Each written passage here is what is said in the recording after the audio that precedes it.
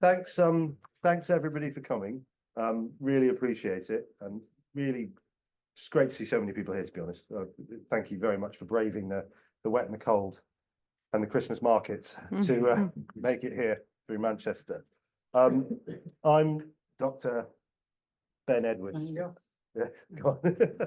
I'm Dr. Ben Edwards. I'm sometime director of the Manchester Centre for Public History and Heritage, based at Manchester Metropolitan University. And we're working at the MCPHH in sort of collaboration, I guess, with Manchester Histories, whose sort of hub space we are now sat in, and who are kindly providing the Zoom and the technology and putting it out to the world as well. And we're really grateful to them for really working with us and being able to do this, because I think it's loads better to have this kind of lecture, talk, event in a public place rather than squirreled away in some dank, well, they're not dank, but university lecture room, which is slightly less salubrious and certainly less welcoming. So it's great that we're able to work with them and really appreciate it. Look Manchester History's up, join mailing lists, Manchester Centre for Public History and Heritage, the world's worst title, MCPHH. You can also find and join our mailing list to stay up with other events and things as well. So one of the reasons why we hold a lecture at this time of year, and you may have seen it in the title, is that this is the Sam Johnson Memorial Lecture. Sam was a dear colleague of ours at MMU who sadly died far too young, leaving a huge amount of work, academic work, stuff she can contribute to understanding and public life undone, which is a real shame. But we named the lecture we hold at this time every year in honor of her, because it's just been the anniversary of her death a few days ago, and this is an appropriate time and place to do it. And I like to think as well that Sam would appreciate us holding an event like this in a public place, because she wasn't the most establishment minded. And I think she would appreciate the public facing, slightly more democratic way of doing things, you know. And we all remember her very fondly. Sorry, don't want to get weepy, I've only just started talking. But right, so Sam Johnson's academic specialism as a historian was researching mainly Jewish history of Eastern Europe, the former Soviet Union, focusing on the 20th and late 19th centuries. And as a result, I think it's incredibly appropriate that we have to talk to you today Jane Rosen, who, now I need to look at notes, I do apologise, not being rude, or as I said before, checking the cricket score. Don't ask. Jane's research interests are in the radical and working class history sort of field. Her research is on the socialist Sunday school movement and the proletarian schools and colleges at the beginning of the 20th century. She's co-edited an anthology of radical children's stories called Reading and Rebellion. And she's just published, and please do take one of the order forms if you're interested, a new work on the Society for Cooperation in Russian and Soviet Studies. And that's exactly the subject of today's talk.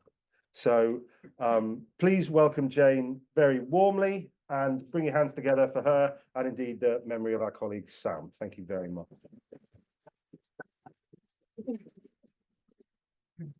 Thank you. And thank you for coming, and it's great to be in this wonderful library. As a librarian, I'm saying that. Just to give you a little bit more detail, I actually am a trustee of the Society for Cooperation in Russian and Soviet Studies, and I'm the archivist as well, so I'm going through all their archive at the moment. This paper emanates, and I'm just going to try and see if that moves along.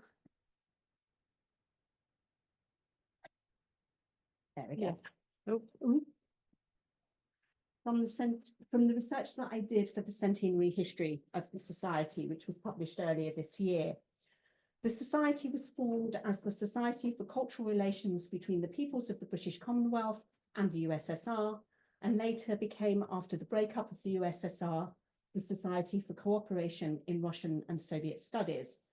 For brevity, and to save my breath, It will be referred to as the Society or the SCR throughout the paper. There's no doubt that women were central to the formation of the Society. When you look at the list of the Society's original founders, I should say,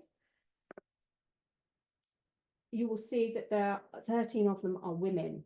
It's not by any means the majority, but it is a significant number.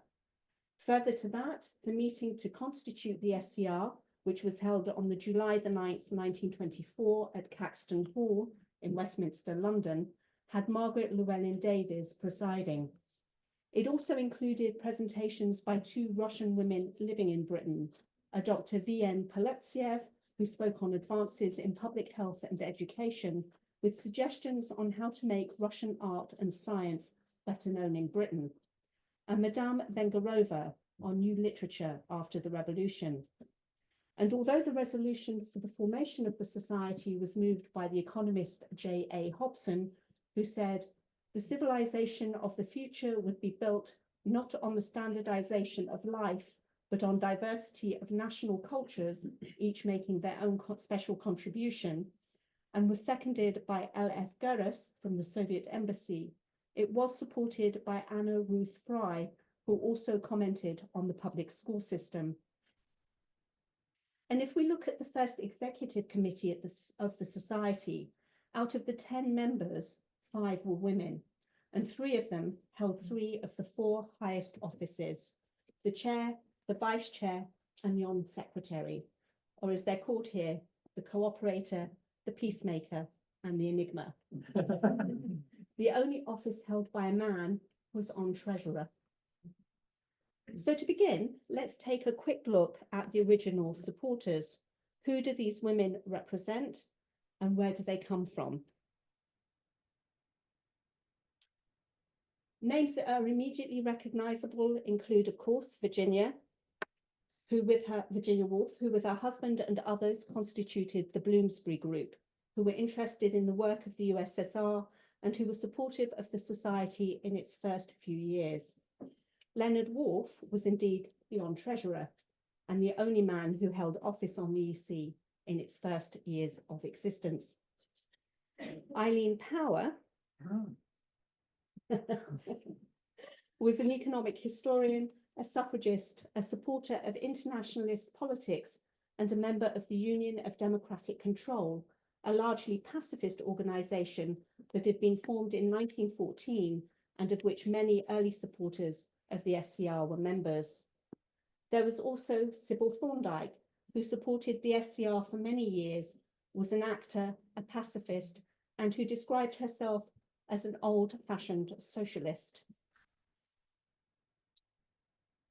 Beatrice Webb, who with her husband Sidney was a pioneer of social science involved with the Fabians, and they were authors of work on labour history and cooperation. Barbara Wootton, who was a sociologist and a criminologist. And these were typical of the female supporters of the Society, as we will see, professional, educated at a time when women fought to have a tertiary education and often involved in public service, what was then called settlement work. They had been and still were fighters for women's suffrage, and they were largely pacifist. If we look more closely at the women on the executive committee, the most prominent and probably best known was Margaret Llewellyn-Davies. As Ruth Cohen has said in her biography of Llewellyn-Davies, she came from a family interested in radical thought. Relatives on her mother's side were variously married to the daughter of Mrs. Gaskell, involved in legal advice for trade unions, workers for women's suffrage, involved in women's education, and included a Professor Spencer Beasley, who was a communard during the Paris Commune and the chair of the meeting that went on to form the First International. He had married Margaret's Aunt Emily. Her father's side included another Aunt Emily, who was a supporter of women's education and involved in the setting up of Girton College, the suffrage movement, and who was close to Elizabeth Garrett Anderson. Indeed, Llewellyn-Davies's father assisted Garrett Anderson in setting up the new hospital for women.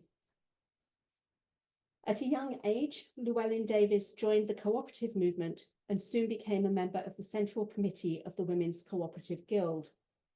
This was to be the central focus for her work for the rest of her life. She became its General Secretary in 1889 and remained in the role until 1922, at which point she had a year's rest and then threw herself into organising a society that was aiming to recruit the learned and distinguished in every department of life, explaining that this was for the purpose of fostering intellectual relations between the peoples of USSR and the British Commonwealth. In fact, our society. A major influence in her interest in the Soviet Union was her commitment to the cooperative movement. She stated that she saw the creation of a socialist USSR as the possible first steps toward the transformation of the whole world into an international cooperative commonwealth. I've got to say at this point, a colleague of mine, who, when they found out I was coming up here to lecture on the SCR, suggested I should explain the cooperative movement to the audience. I'm in Manchester. It's not that far from Rochdale. I have somebody from the cooperative archives in the audience. I'm not doing it. Ruth Fry was, of course, a Quaker. Her father, Sir Edward Fry, was a judge at the Hague Permanent Court of Arbitration, and Fry's first employment was there as its secretary. This role increased her commitment to the idea that peace could be created through international dialogue and goodwill. This purpose led to her role during the Boer War as a secretary and fundraiser for the South African Women and Children's Distress Fund, which had evolved from Emily Hobhouse's work exposing the conditions of the British concentration camps in South Africa. Ruth was also the sister of Roger Fry, another connection with the Bloomsbury Group. And also Emily Hobhouse, campaigner also for women's suffrage, was the sister of L.T. Hobhouse, who appears on the list of first supporters of the SCR and was indeed the Society's first president. Ruth Fry continued her work in the field of humanitarian relief, being appointed as General Secretary of the Friends War Victims Relief Committee in 1914, and she oversaw its growth from a small society to a trailblazing international humanitarian society that pioneered modern relief methods, and that was one of the few British societies that helped civilians in need, often close to the front lines. During her time working for the committee, she travelled to various countries, including the Soviet Union, in 1921-3, during the famine. The Oxford Dictionary of National Biography states that during her visits to Soviet Russia, she developed an appreciation for Soviet society, quoting her as saying that the pervasive feeling of equality gave her pleasure. In October 1924, she was asked to become vice chair of the SCR and agreed to take the position for 6 months. And do remember this, it tells you a lot about the society and its influence to see how that one plays out. The Enigma. Well, as Emily Ligo states in her article on the history of the society in its first 20 years, which was published in the Modern Language Review in April 2013, there really isn't very much to say about Catherine Rabinovich because there isn't very much known. One of the discoveries I have made in the archive comes from its earliest minutes, where it becomes apparent that there are two parts to the society, English and Soviet. Catherine Rabinovich was the Russian secretary, and although not completely clear from the minutes, there does seem to have been an assistant secretary who was English. This was a paid role. The earliest minutes do not appear to have the assistant secretary in attendance, which means that it's probable, but not definite, that Catherine Rabinovich was the minute taker, in which case she appears to have been a well-organized and effective secretary. And then there were the two other Russian members of the EC, Barbara Polotsev and Zinaida Vengerova. Here Ligo provides more information. Polotsev had been living abroad from before the Russian Revolution. She was a biologist and a specialist on Spinoza. She moved to Britain in 1918 and whilst here worked for Russian cooperative organisations. As we can see, cooperation is a very important part of the Society's beginnings.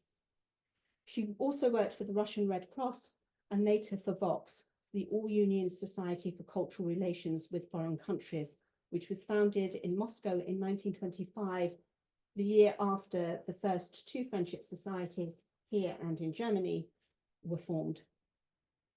LIGO points out that the depth of her involvement in politics is unclear, but that she did have interest in progressive social programs and in education, childcare, and cooperation.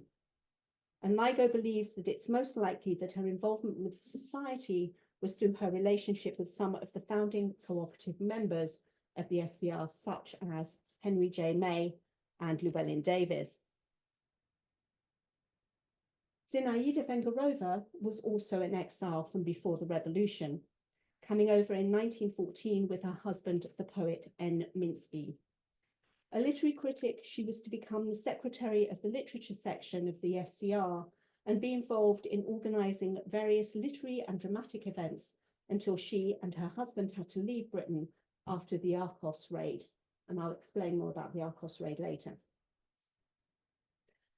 All of these women reflect the concerns of most of the membership and supporters of the society in its first years: suffrage, the cooperative movement, universal education, pacifism, what is now called social justice, and internationalism.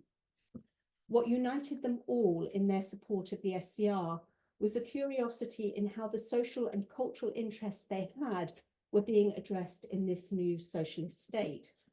They were people who were very interested in socialist education, for example, Dewey and Montessori. And this was a chance where they could see what socialist education could look like in a state rather than individual private schools. And indeed also see what the setting up of a public health system, again, statewide, would look like. Along with Margaret Llewellyn Davies, they perceived the move to set up the SCR, which started at the end of 1923, as fitting perfectly with socialism, internationalism, and the love of the arts.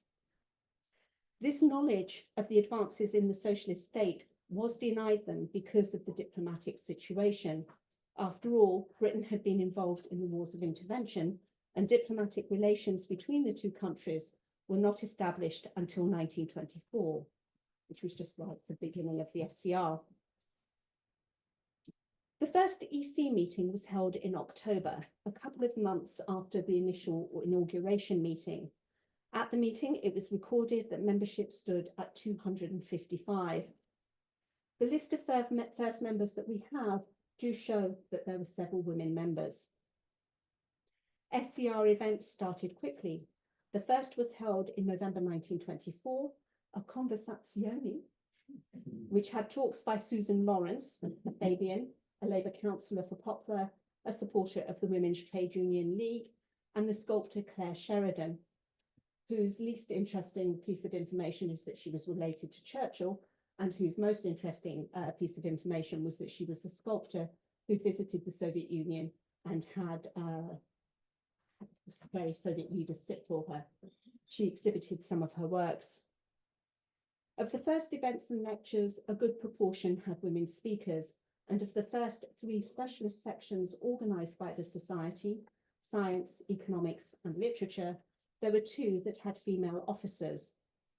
The literary and dramatic section was chaired by Madame Vengerova, and a Mrs. A. Foringer, a librarian at the Central Physical Observatory in Leningrad, was assistant secretary of the science section.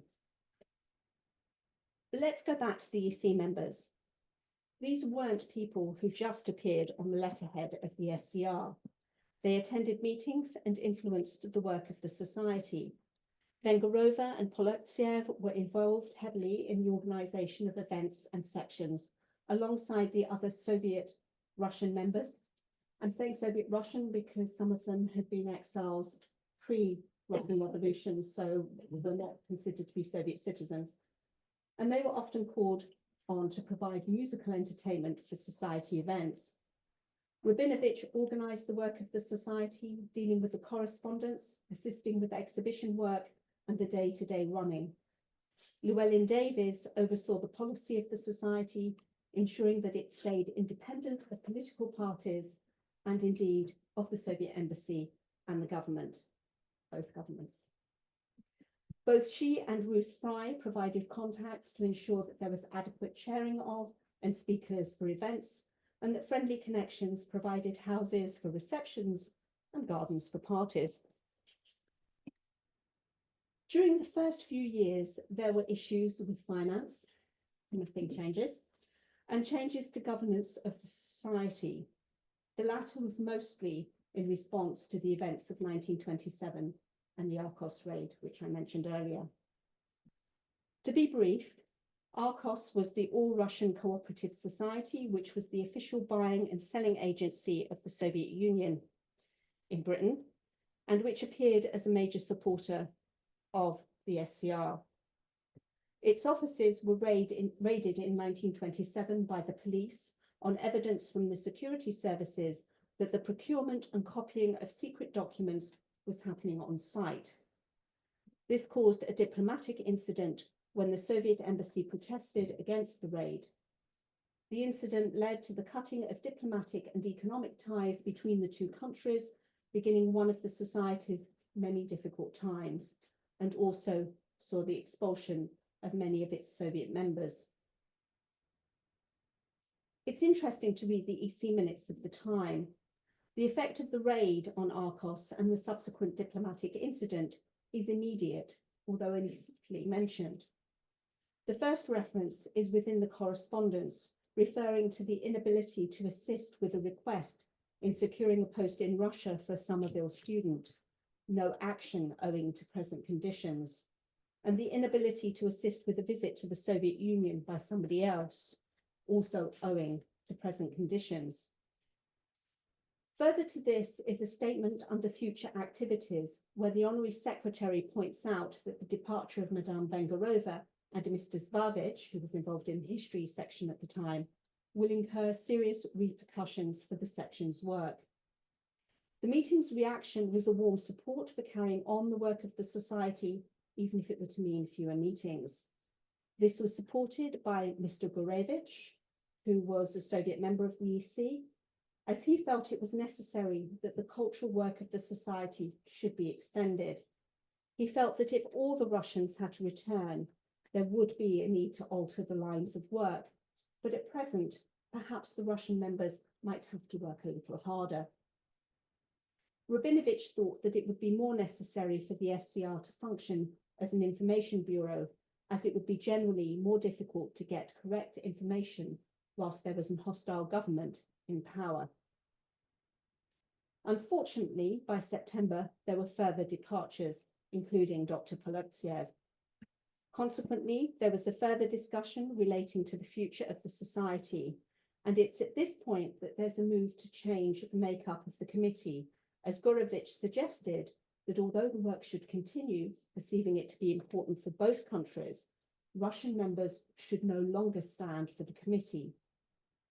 The point was argued by the chair, Margaret Llewellyn-Davies, that this would mean that the society would become an English society and not an Anglo-Soviet one. And she stated that there should still be Russian members on the EC. It was finally decided that as the Russian members were unwilling to take an active role, the English members should take over the active work at present. However, there were still Soviet members of the EC for the next few years, continuing into the 1930s. And as a side note, it's interesting to see that Ruth Fry, who had agreed to be vice chair for 6 months, is still vice chair after 3 years. The reaction of Llewellyn-Davies was this. She expressed a personal opinion that although it may be necessary to restrict our work, we should continue it as successfully as we can, bearing in mind our fundamental principle of maintaining friendly cultural relations. And this was an opinion that's continually reappearing throughout the 100 years of the Society's existence. The AGM report of 1927 to 28 hardly mentions the Arcos situation at all. The first 10 years of the society were eventful. There were lots of highlights. Thank you. This is a flyer for the first exhibition the society organised, which was of posters and books illustrating social life and culture. And this is a flyer for the first lecture on theatre by Huntley Carter, who was a well-known theatre historian and critic. There were seminars on cooperation, the setting up of specialist sections, the foundation of the first SCR branches. There is no doubt that the Arcos affair had a significant effect on the work of the SCR, but it still continued.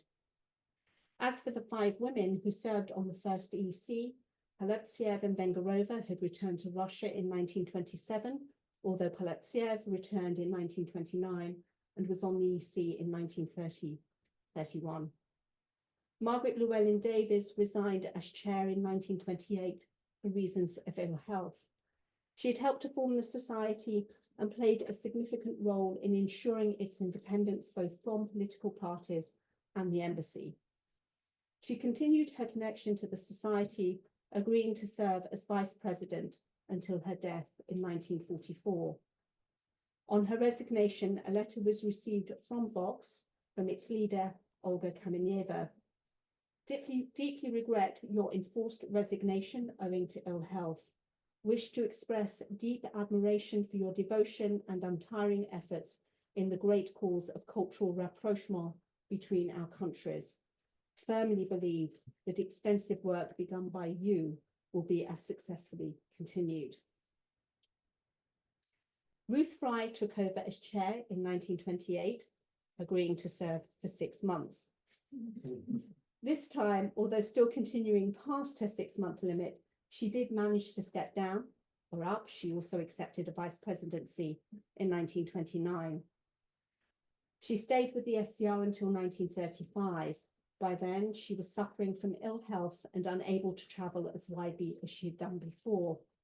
Consequently, she concentrated her efforts on work she could do in England. As the international situation worsened with the growth of fascism, she took on the role of treasurer of War Resisters International. As for Catherine Rabinovich, it's more complicated. Enigma, remember. She announced her resignation at the EC meeting on the 6th of October 1930, stating that events had happened outside her control that made it imperative for her to tender her resignation. She went on to say that there was a strong feeling amongst the Russian members of the committee and from the Russian group in London that the society should become more English and that a paid English secretary would meet the requirements of the society better than an honorary Russian one. From the minutes, it sounds as though she was not happy about this, but she felt that she had no alternative.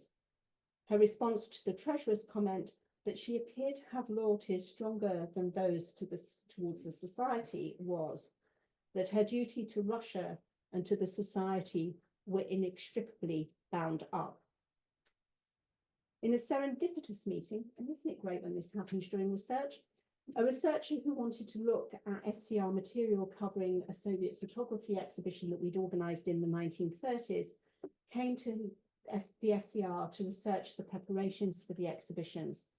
And in passing, just in passing, mentioned that the TASS representative, Sergei Ingulov, who was one of the Soviet members of the SCR EC, had described Rabinovich to Vox as being disorganized. Further correspondence with the researcher, who kindly agreed to look into the Vox archives for us, seems to show that indeed Ingulov was responsible for Rabinovich's resignation from the society. I just think there's no evidence at all that she was disorganized, and I think this may have had a lot more to do with what was going on in the Soviet Union at the time than her behavior here. Did she return to Russia? At this stage, I don't know. There are book reviews in the Society's Anglo-Soviet Journal in the 1970s attributed to a Catherine Rabinovich, but I have strong doubts that it's the real Rabinovich. I have a feeling it might be an Andrew Rothstein pseudonym, but there we go.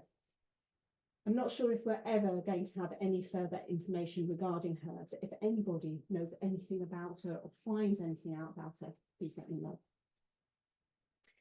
The resignation of the chair and vice chair and the departure of several of the Russian members of the committee left gaps in the EC.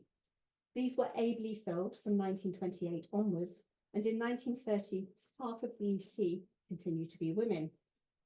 These included Lady Sprigg from 29 to 32, with 2 years as chair, E. Ruth Mansell Moulin from 1928 to 1936, first as vice chair and then as chair, and finally a vice president until her death in 1941. You can see we don't like to get rid of people.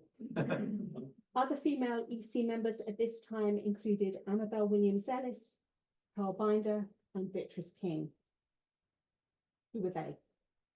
Lady Sprigg was the wife of Sir Samuel Squire Sprigg, the editor of The Lancet. A very brief look at her online presence seems to imply that she was involved in the campaign for women's suffrage. Ruth Mansell Moulin was a suffragist and a pacifist.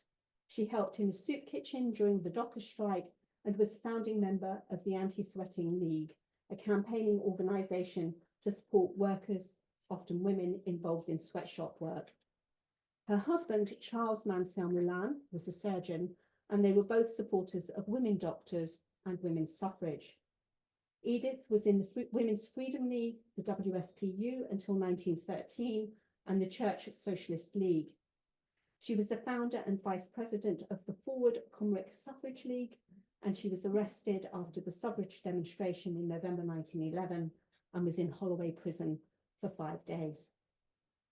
They were also friends of Emily Wilding Davison, and her husband was an emergency operation after Davison. Because I'm not really heard.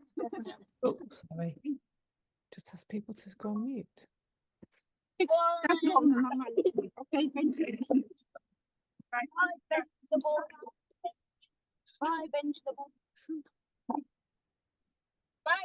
Bye, edge boy.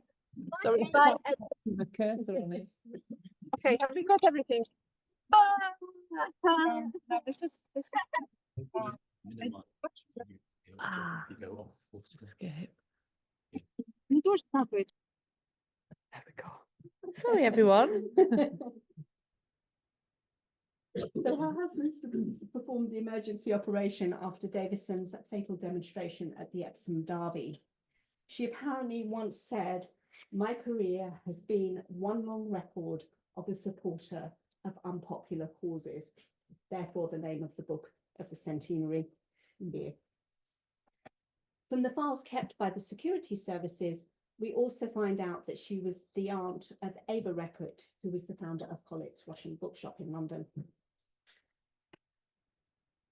Amabel Williams-Ellis was originally a Strachey, so again, there's the Bloomsbury connection. She was a writer and particularly known for her children's books, and she attended the Soviet Writers' Congress in 1934. She wrote for one of the first journals that the SCR produced. She was also the wife of Clough Williams-Ellis, the architect and also supporter of the society, which gives me a great reason, if it works, thank you, to give you a picture of Port Myrion, which he designed. Beatrice King was born in Lithuania in 1893, and she moved with her family to Whitechapel around about 1903. She became a student teacher, gaining her qualification and specialising in drama.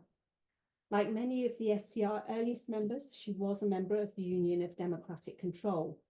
She was involved in the society from its earliest years and was a stalwart of its education section, probably, arguably, with the science section, the most important of the specialist sections of the society.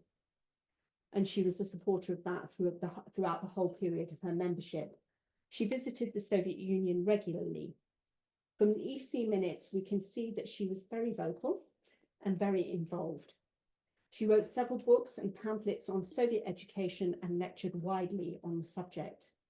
There's no doubt that she was instrumental in making the education sections as successful as it was, and with her colleague Deanna Levin, very possibly the reason that the Society's Children's Library is as unique as it is, and it is very unique. Please come and see it.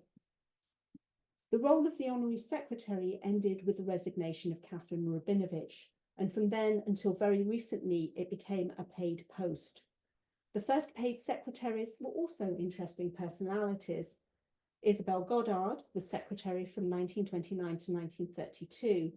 She had been private secretary to Nancy Astor and then to Norman Angell, the founder of the Union of Democratic Control. Her field was in economics and social work. Hilda Browning was in post from 1932 to 5 and then served on the EC from 1935 and as vice chair in 1936 to 7. She was a member of the Independent Labour Party and worked for Fenner Brockway. She married Sir Percy Selwyn Clark, a doctor who had been educated at the progressive school Bedales and who became director of medicine in Hong Kong, where she became known as Red Hilda.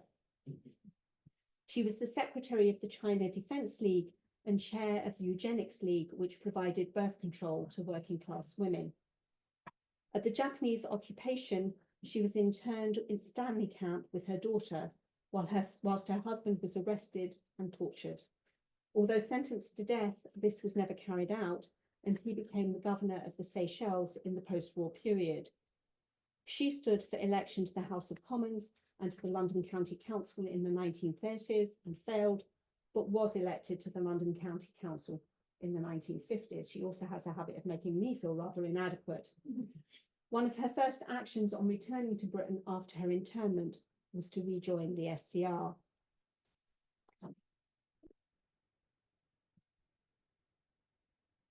The second of what I would consider our three outstanding secretaries started work in the SCR in 1936, and she stayed in post until 1951.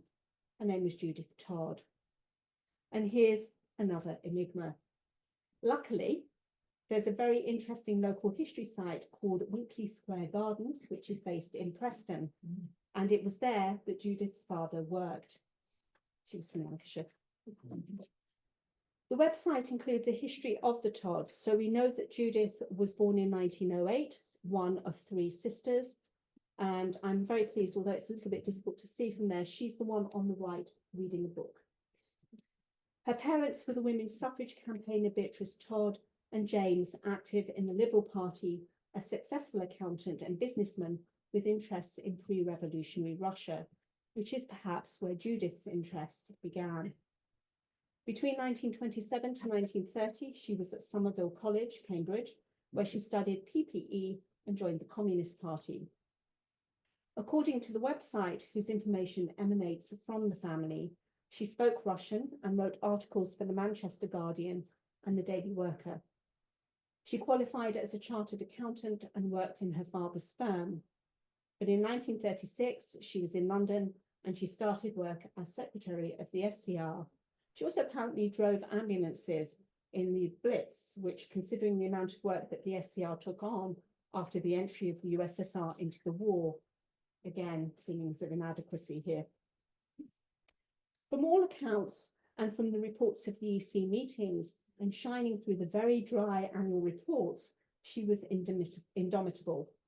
The society has been through difficult times, its beginnings and the financial and political problems emanating from the Arcos affair. And Judith was there through the growth of fascism, the Soviet-German Pact, the 1940 Finland War, and then the period 1941 to 45, which saw the biggest support of the society in its history. Suddenly, it was not Mansell Moulin's unpopular cause.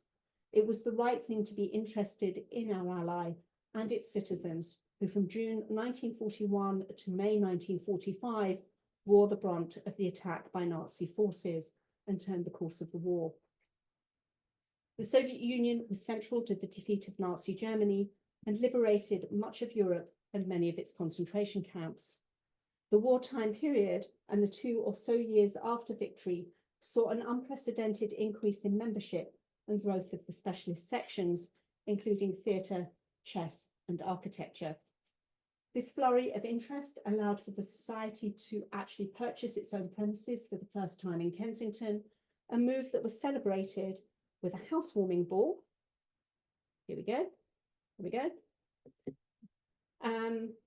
attended by several, as you can see, leading figures of the theatre scene. And this little side mention, the person on the right is Dame Edith Evans, and she's there with the special guest of the time, Vivian Lee. And Edith Evans was president of the SCR's theatre section from 1945 to 49, and on the Theatre Advisory Council from 1953. During that time, she oversaw the immensely successful theatre exhibition at Thorland Hall in London and visited the USSR in 1948 to open and introduce the exhibition of the theatre section had organised and designed for Vox, which was on Shakespearean productions. All this and then the Cold War. I'm not sure that anyone not on the opposite side of the Cold War can understand how deeply it bit into everyday lives. The Soviet Union was once again the enemy, and the SCR was perceived as being part of the problem. A scientist who was planning to visit the Soviet Union under the auspices of the SCR had his passport withdrawn.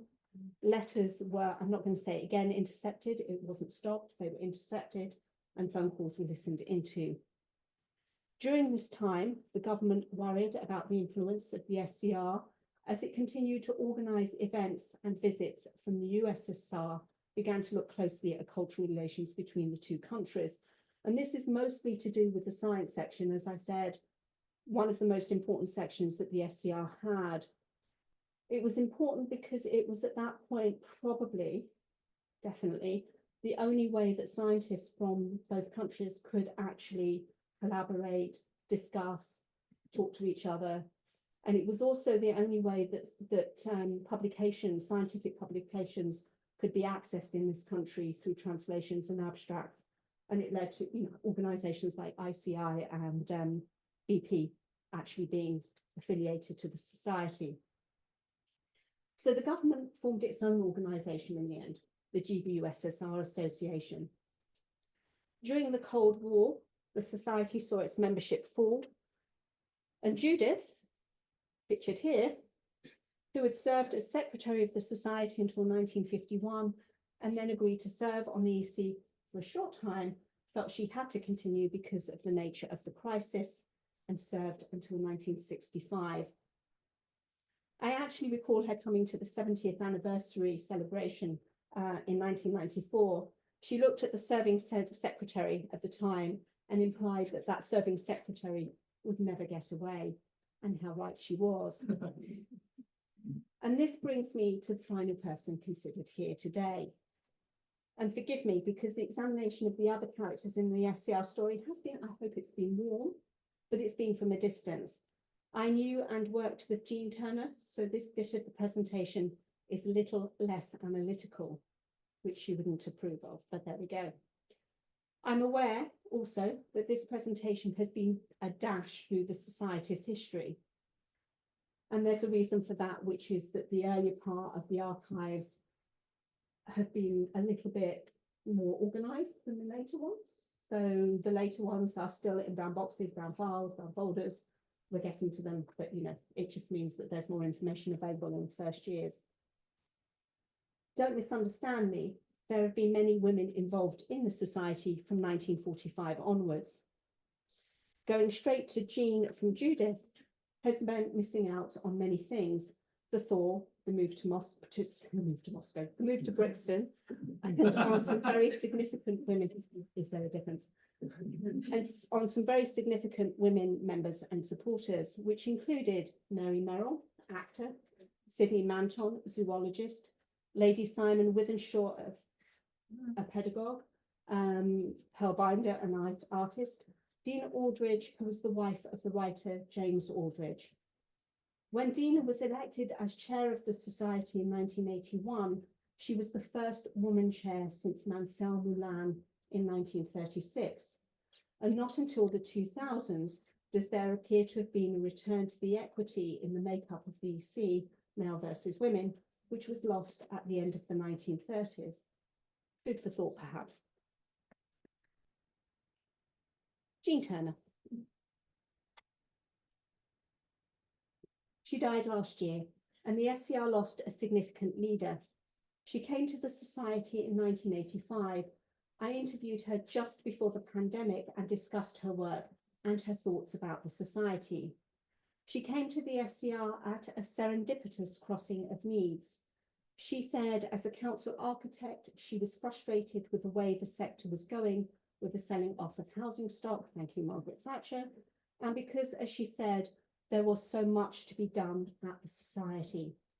She described the situation there as chaotic.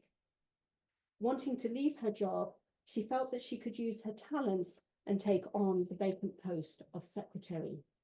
The SCR, she said, offended her administrative skills. So she cleared up the chaos. She made it a more accountable society. She developed the work that the society did. She accomplished 4 other major tasks. She navigated the SCR throughout the breakup of the Soviet Union. She campaigned for and was the prime mover in setting up the Soviet War Memorial. Thank you. And by the way, the person behind her is sunbathing. There are shorts on, I promise you.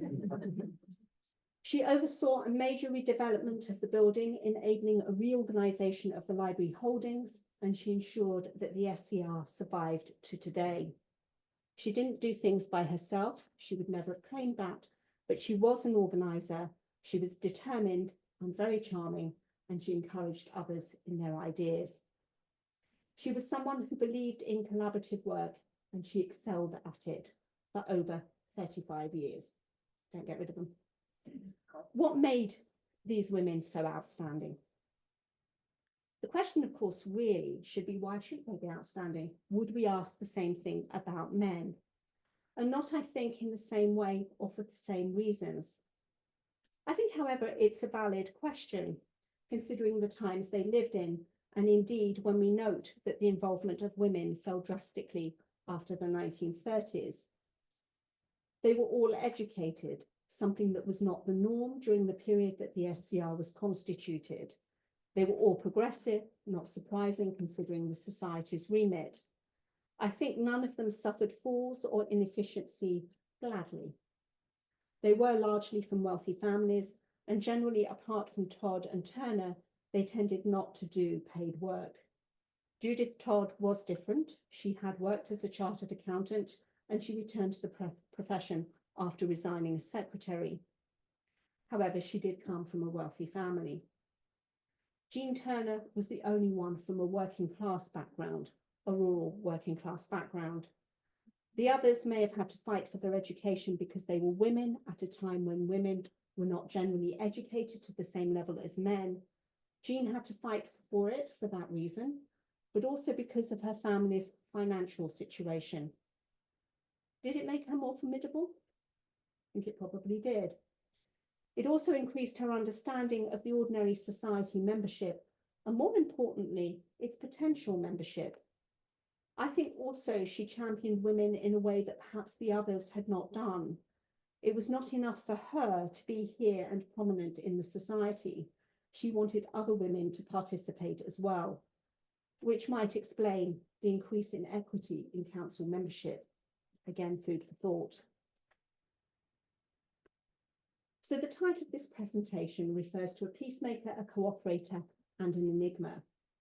As I hope I have shown throughout the paper, all of the women mentioned that had such influence on the society were peacemakers and cooperators. They were believers in social justice and in internationalism. This was one of the many reasons that they worked for the society and donated so much time to it. They were admirable, they were fighters, and they were organisers, and they were enigmas, of course, aren't all of us. So this year has seen the celebration of the Society's centenary. We're just at the end of it. That's a great milestone, it really is, that has been reached partly because of these amazing, hardworking and stubborn women that we've gotten to know during the last 45 minutes or so, as well as because of other outstanding members and supporters, including men, throughout the 100 years. So I'd like to say thank you to Margaret, to Ruth, to Catherine, Edith, Judith, and Jean, and all the others, the peacemakers, the cooperators, and the enigmas. Thank you.